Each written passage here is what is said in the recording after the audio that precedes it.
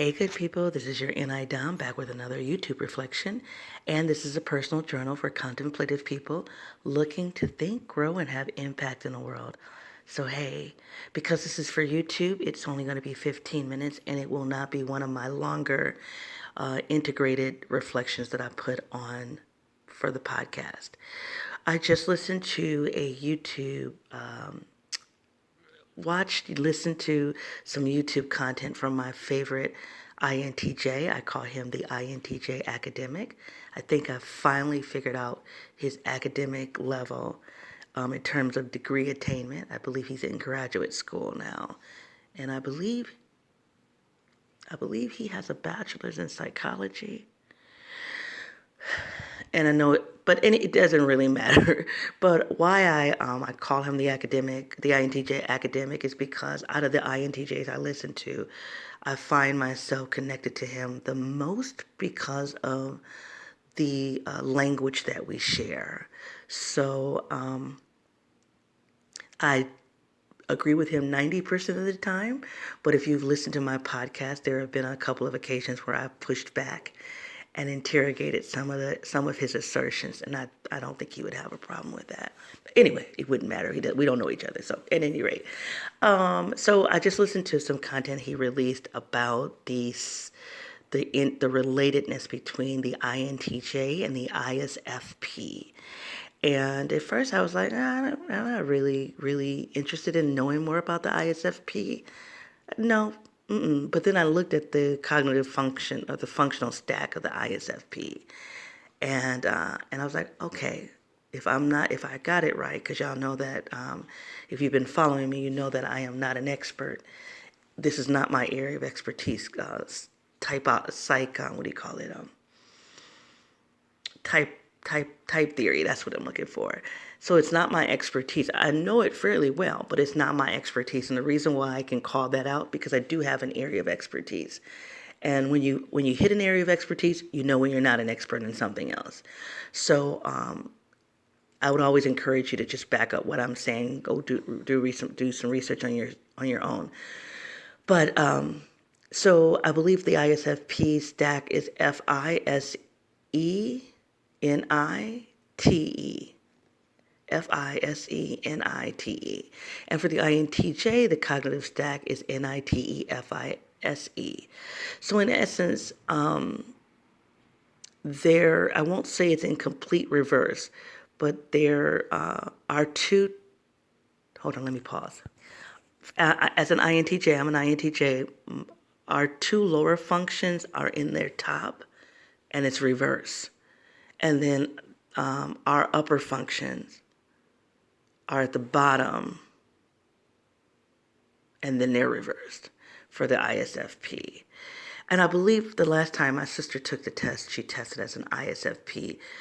And the more I think about it, first I rejected that typing for her because I felt like my sister and I had more similarities than I could originally see through the S and the P. I knew my sister was a feeler, but that P threw me off and the S threw me off.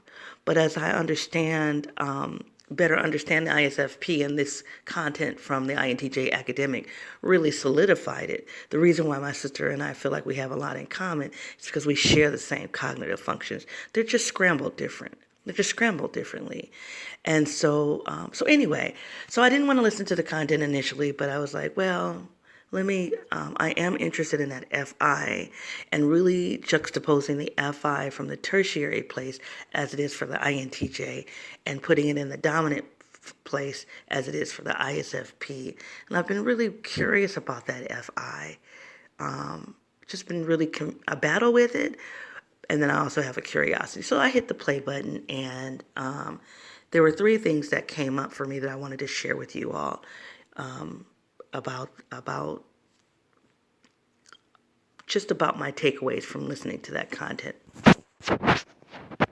And so in no particular order, just because I don't have any notes in front of me, and if you go to my website, if you are new to this project, if you go to my website, you will learn a little bit more about why I'm showing up unedited, unscripted, and it is freestyling, and it's a little out of my character as an INTJ, but you can go to my website to just learn more about why I dare show up in an unedited, unscripted, open reflect.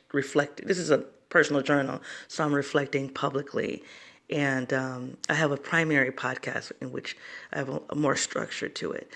That would be more typical for the INTJ. But at any rate, so there were three things in no particular order, just as I remember them. I'm going to call it the NI reservation. He didn't say that, but I'm naming it the NI reservation. I'm also thinking about the middle battle. He did talk about the middle battle, and that, if I could see him, I would give him a hug, because that was the most liberating part of his content, was to talk about the battle, those middle functions, the auxiliary and the tertiary function. And then the third thing was, I'm going to call it TE professionalism.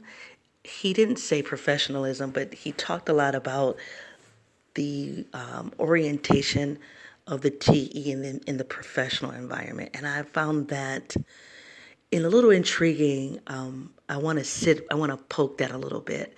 Not because I disagree with it. I want to unpack it a little bit. That's a better way of saying it. I want to open that up a little more, okay? So because this is only a 15-minute reflection, I don't know how far I'm going to get. But those are the three, at least for now, those are the three things that resonated within me as I listened to that content, as he was, comparing and contrasting the ISFP with the INTJ. So starting off with the NI reservation, or being NI reserved, as he was talking about the NIFI, and the NI doesn't take action. NI is a perceiving function. It pulls in and it organizes. And sometimes I struggle with the notion of organization, because organization for me denotes action. And oftentimes I reserve the word action for those judging functions, the T and the F. And so, but true to point, NI is not a judging function. So in that sense, it's not an action function, but it is doing something. There is some activity. It's pulling in data from the outside world, it's organizing it, and it's connecting it to larger themes, to larger patterns that have been experienced. So the reason why I appreciated just that, because he talked about usually NIs don't want to share their observations with the world. They don't want to share their knowings or their musings with the world, because they're usually so abstract, or they're connected and organized in a way that the outside world really wouldn't understand or appreciate. So it just would be better to keep it to ourselves. And I absolutely agree with that. But it did make me think about my second podcast, where I'm showing up on it as a personal journal, and I'm doing this free-flowing, open reflection.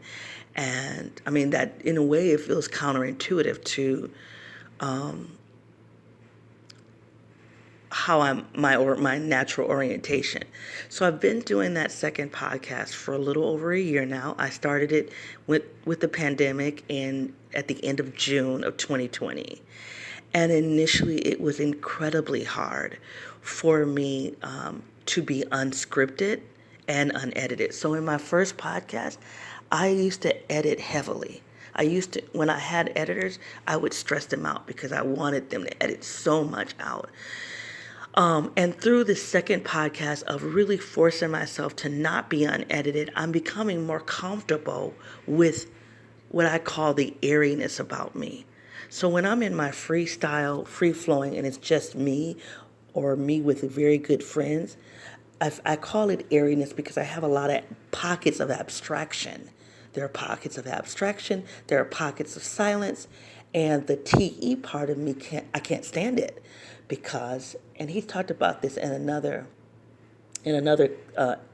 clip, I believe. The TE is linear, can be linear. It's definitely outcomes oriented, very clear about its destination. That's not what the NI is about. So there's this NI-TE battle. Now, he didn't talk about that battle in this clip. He talked about the middle two functions. But for me, I can experience the NI-TE battle as I've gotten older and I've given more space for my dominant function. And we don't think that that dominant function needs space. But I think because I was raised in a world of censors, I I was very disconnected with my dominant function, very disconnected from my dominant function, and then as I began to get connected to it, I begrudged it. So I think there's always going to be a tension that I'm going to experience between those two dominant functions because I was literally raised by some heavy-handed censors who constantly tried to redirect me, chastise me, even shame me for being what I now understand as an NI-DOM. So this second project where I'm, like I said, freestyling and I'm giving myself permission to ramble and to be random out loud in a public way is part of my liberation process. So that's just, there's nothing else to say about that. But I wanted to agree with that comment that, NI doesn't share outwardly. But I also think that when you get to a place where you're stretching yourself for growth and you don't want to be fixed, you don't want to be burdened or limited by by your natural orientation, you will start to expand a little bit, and take some liberties for growth, and that's kind of what I've done. But it's not always easy. All right, so that was one thing. I've already talked a little bit about the battle, or I've raised that issue up. I want to just talk a little bit about the TEFI battle. When I'm in a space where my NI is seeing, and it's seeing things that not only other people can't see, because that's normal, but it's seeing danger. It's seeing danger, it's seeing a threat, it's seeing conflict, and I'm naturally prone to be a problem solver. But the thing that I'm seeing doesn't match with the power that I have to fix it. And this is particularly at work, right? And if you know me, I have in the last 3 years stepped back into employment. I have been, for the past 20 years, pretty much on my own. Well, 3 years ago, I made a decision to go back into the school system. That's a separate conversation. But now I'm in the school system. I see a lot. I see probably that which I intuitively knew was a problem when I left the school system several decades ago. So I'm seeing it, but because of the position that I put myself into, I do not have what's called positional authority. I do not have what's called positional power to address the problems. So now there's a problem between that I'm really struggling with. My FI is upset. And so the FITE, they are battling. And I find myself processing more because I'm trying to make sense of it. And for a while, I was like, why the heck are you processing that? Why do you need to process that out loud? Why can't you just process it inwardly? Well, I think what's happening is that I'm trying to do a couple of things. I'm trying to collect some additional data about that thing that I'm seeing.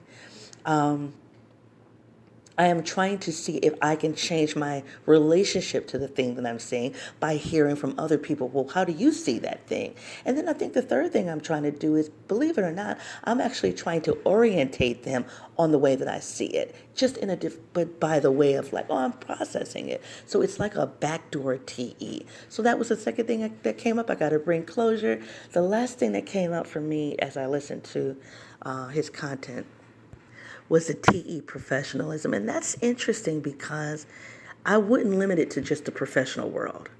I wouldn't, but that's why I want to poke it. But I do think that's why I'm better off in my professional setting, because as a TE, I am going to want to align myself to what would be considered public standards that have been processes that have been vetted, right? Not that I'm going to stay there, but at least I'm going to connect and execute a thing by way of those publicly agreed upon standards.